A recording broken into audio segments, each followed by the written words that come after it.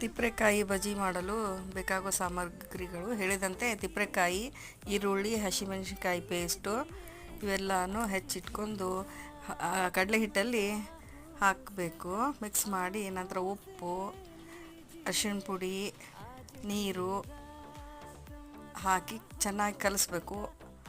ರುಚಿಗೆ ತಕ್ಕಷ್ಟು ಉಪ್ಪು ಹಾಕಿರಬೇಕು. ನಮಗೆ ನೋಡಿ ಟೇಸ್ಟ್ ನೋಡಿ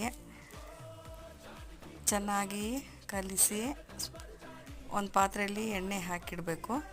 ಆವಾಗ ಒಂದು ಚಿಟಿಕೆ ಅಷ್ಟು ಸೋಡಾ ಪುಡಿ ಹಾಕಿ ಚೆನ್ನಾಗಿ ಕಲಿಸಿ ಒಂದೊಂದಾಗಿ ಸ್ಪೂನಿಂದ ಅಥವಾ ಕೈಲಿಂದ ನಮ್ಗೆ ಅನುಕೂಲ ಯಾವ ರೀತಿ ಹಾಗೆ